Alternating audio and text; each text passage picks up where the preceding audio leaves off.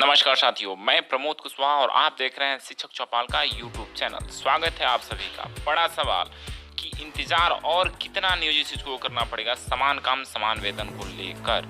आइए इस मामले में थोड़ी देर पहले हमने उपेंद्र राय जी मुख्य याचिकाकर्ता से बात की है, सुनाते हैं उन्होंने क्या कहे। साथियों, जैसे कि हम सभी जानते हैं कि 3 अक्टूबर 2018 को फैसला सुप्रीम कोर्ट ने सुरक्षित रख लिया था। 90 कार्य दिवस हो चुके हैं और संभावना जाहिर की जा रही है कि हो सकता है कि फैसला आ जाए। हम सभी जानते हैं कि 31 अक्टूबर 2017 को पटना हाई कोर्ट ने न्यूज को पक्ष में दिया था फैसला, जिसको लेकर के सुप्रीम कोर्ट में चली गई थी सरकार। आइए जानने की कोशिश करते हैं समान काम समान वेतन का लेटेस्ट अपडेट। थोड़ी देर पहले हमने फोन से संपर्क किया मुख्य याचिकाकर्ता से, सुनिए उनका क्या कहना है।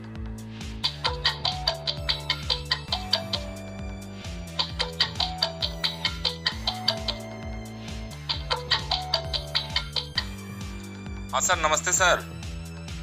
जी नमस्कार जी, मैं प्रमोद कुशवाहा सर बोल रहे हैं शिक्षक चौपाल से। जी सर, ये जो हमको जानकारी चाहिए, जो सारे व्यूवर हैं, जो भी दर्शक हैं, जो भी फॉलोअर हैं, जो आपको मानते हैं और जो सुप्रीम कोर्ट पर टकटकी लगाए शिक्षक है, जो आम शिक्षक, वो जानना चाहते हैं सर आपसे, क्योंकि आप मुख्य याचिकाकर्ता रह चुके हैं हाई कोर्ट में, और उसमें ये जानना चाहते हैं कि समान काम समान वेतन को आने में इतनी देरी क्यों हो रही है और आने का क्या संभावना है। क्या कोई लीगल एडवाइजर द्वारा कोई अद्यतन न्यूज है कि नहीं सर? जी प्रमोद जी, मैं बता दूं आपके साथ साथ आपके सभी दर्शकों को या संबंधित सभी शिक्षकों को जी सर, कि जहां तक 3 अक्टूबर के को जजमेंट रिजर्व हुआ, उसके बाद निरंतर मैं सुप्रीम कोर्ट के कांटेक्ट में हूं, अपने जो लीगल एक्सपर्ट हैं उनके साथ लीगल कांटेक्ट में हूं। लेकिन सौभाग्य कहिए दुर्भाग्य कहिए, जजमेंट एक बार जब रिजर्व हो जाता है तो रिजर्व जजमेंट के किसी भी के विषय में कोई भी इनपुट वहाँ कोर्ट स्तर से नहीं मिलता है, वो स्ट्रिक्ट कॉन्फिडेंशियल होता है। यदि कहीं किसी कोर्ट में या किसी जज के पास से कोई इनपुट आउट होता है तो वो उसका फेलियरनेस माना जाता है, और कम से कम हाई कोर्ट और सुप्रीम कोर्ट के स्तर पर इसी संभावना ऐसी कल्पना करना उचित नहीं है। तो इस प्रकार से बहुत प्रयास हम किए, अन्य लोग भी प्रयास कर रहे हैं, लेकिन वास्तविक स्थिति किसी को कुछ पता नहीं चल रहा है कि जजमेंट में काम हो रहा है नहीं हो रहा है, कितना हुआ है, क्या हो रहा है। ये पूरी तरह से स्ट्रिक्ट कॉन्फिडेंशियल। अब यहाँ पर स्थिति है कि संभावनाएं, तो संभावनाएं जो परिस्थितियां हैं, जिस परिस्थितियां में जजमेंट लिखा जाता है उसके आधार पर संभावनाएं बनाई जाती है। सभी लोग अनुमान लगा रहे हैं, गेस कर रहे हैं। तो इसमें संभवतः ये होता है कि रिजर्व जजमेंट होता है तो उसको जज सामान्यतः जो आपका हॉलीडे रहता है, क्योंकि आपको 10 बजे से 4 बजे तक ड्यूटी करना है, उसके बाद सैटरडे संडे का जो डेली आपको डे वर्क रहता है, वर्किंग डे रहता है, उसमें जजेज के पास समय कम मिल पाता है। इसलिए आपको जो हॉलीडे होता है, कम से कम 4-5 दिन का जो हॉलीडे रहता है, उसमें जो पेंडिंग वर्क रहता है, रिजर्व जजमेंट है, उसको कंप्लीट किया जाता है। तो इसी के आधार पर लोग संभावनाएं बनाते हैं। अभी चाहे वो दशहरा की छुट्टी हो, दीपावली की छुट्टी है, विंटर वेकेशन, इसके आधार पर, लेकिन वो संभावनाएं भी टूट गई।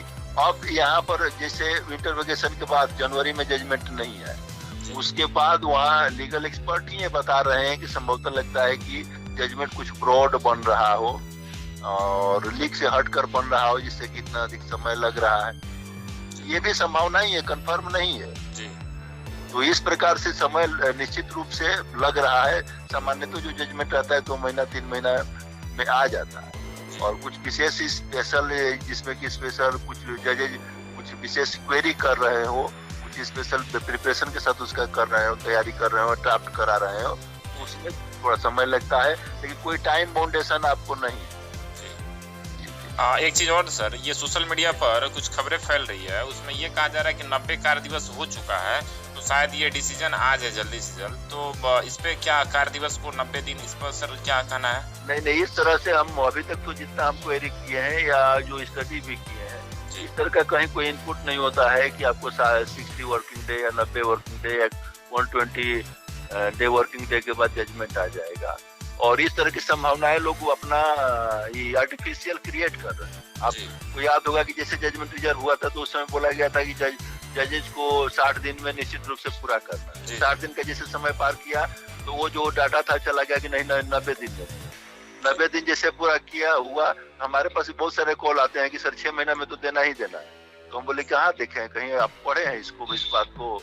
तो इस प्रकार से जैसे जैसे समय बीत रहा है उसके अनुसार ये लोग अपना बढ़ाते जाते हैं और इस प्रकार का आर्टिफिशियली कंडीशन क्रिएट करते हैं। उस तरह की कोई बात नहीं। हाँ, एक चीज और सर, ये जो कोच लिस्ट अभी देखा गया है कि 12 फरवरी को शायद 5 मिनट के लिए कोर्ट नंबर 7 में दोनों जस्टिस ललित और अभय मनोहर सप्रे शायद मिल रहे हैं, उस पे सर क्या संभावना जाहिर किया जाए?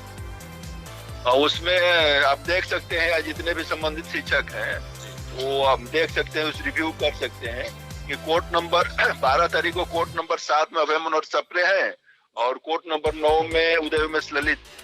और 5 मिनट के लिए अब कोर्ट जैसा कि 1 से 2 बजे होता है, तो 1:30 में बल्कि 1:35 में अभय मनोहर सप्रे उदय उमेश ललित एक दिलीप कुमार वर्सेस उत्तर प्रदेश का केस, क्रिमिनल केस है 301 नंबर, उसके लिए 12 तारीख को 5 मिनट के लिए 1:35 से 1:40 तक अभय मनोहर सप्रे उदय उमेश ललित है। लेकिन आप देख सकते हैं कोर्ट नंबर 9 का खोज लिस्ट आप चेक कर सकते हैं कि ठीक 1:40 में उदय उमेश ललित DYD चंद्रचूड़ के साथ फिर कोर्ट नंबर 9 में चले जाते हैं। तो अभी तक सर मंगलवार की कोई संभावना नहीं है। मैं भी यदि सप्लीमेंट्री में आता है तो कल शाम तक पता चलेगा। सप्लीमेंट्री में मान लीजिए कि दूसरी जगह यदि आपका बेंच कंस्टिट्यूट होता है तो इस प्रकार से यदि अगले सप्ताह का लगभग 4 दिन का अभी तक आ गया है प्रमोद जी, 4 दिन का कॉज लिस्ट आया है 11, 12, 13, 14 माने सोमवार, मंगलवार, बुधवार, बृहस्पतिवार का, और शुक्रवार का 15 तारीख अभी तक नहीं आया। तो 4 दिन का जो वीकली कॉज लिस्ट है तो सोमवार को ये मंडे को तो कोई संभावना नहीं है। वो इसके बाद मंगलवार से लेकर मंगलवार, बुधवार, बृहस्पतिवार या शुक्रवार को यदि आता है तो सप्लीमेंट्री में ही कोई संभावना बनती है। वीकली कॉज लिस्ट के अनुसार कोई संभावना दिखाई नहीं पड़ रही। जी जी सर, एक चीज और, ये 17 अगस्त को अभय मनोहर सप्रे सर रिटायर हो रहे हैं, तो इसमें क्या संभावना जाहिर किया जाए सर? जैसे आप पिछला बार भी आपसे बात हुआ तो आपने इस विचार को रखे थे कि शायद रिटायर होने से पहले डिसीजन देना पड़ता है, तो उस पर सर? हाँ सर, ये इस तरह का कहीं फाउंडेशन नहीं है, लेकिन ये सामान्य परिपाटी है जो आपका जो एक होता है common courtesy of legal practices, legal courts. ये होता है कि कोई भी जज रिटायर करता है तो उससे संबंधित जितने भी इशू होते हैं उसको हाई कोर्ट या सुप्रीम कोर्ट प्रायोरिटी बेसिस पर क्लियर करा देता है। तो ये अभी तक यही हुआ है। यदि अब स्थिति एक्सेप्शनल केस में हो कि अभय मनोहर सप्रे रिटायर कर जाएं और इसकी सुनवाई नहीं हो, तो ये कुछ होता है ना कि आपको अवशिष्ट विषय रिसाइडुअल इशू, तो अब ये एक तरह का रिसाइडल इशू होगा और इसको सुप्रीम, यदि ऐसा होता है तो जनरली ऐसा नहीं होता है, और यदि ऐसा होता है तो फिर उस समय कोर्ट विचार करेगा कि इस पर क्या किया जाए। लेकिन अभी तक ऐसा नहीं होता है, जितना भी मैटर रहता है लगभग उसको कर दिया जाता है, वही कर दे माने प्रायोरिटी बेसिस पर हाई कोर्ट या सुप्रीम कोर्ट इसको क्लियर करा देता है। तो संभावना तो यह है कि 17 अगस्त 2019 वो तो मैक्सिमम डेट है, लेकिन जो वहाँ से लीगल एक्सपर्ट है, जो सलाहकार है, लीगल एडवाइजर हैं, वो जो इनपुट दे रहे हैं बोलने कि उतना लेट नहीं होगा, आपको फरवरी या मार्च तक जजमेंट आ जाएगा। जी एक चीज और सर, ये जो नियोजित शिक्षक जितने भी हमारे साथी हैं 4 लाख नियोजित शिक्षक, उनके लिए सर आप क्या संदेश देना चाहते हैं?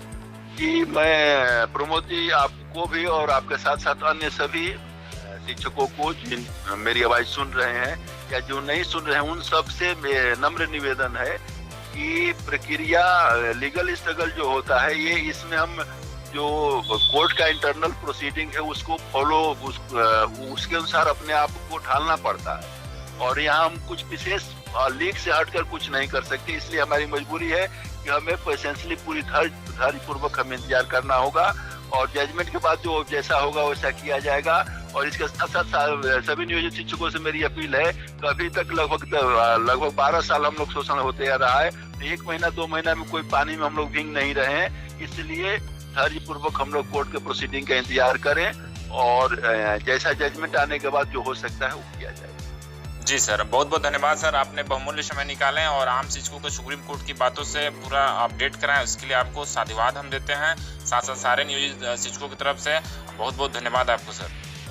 आपको भी सर धन्यवाद।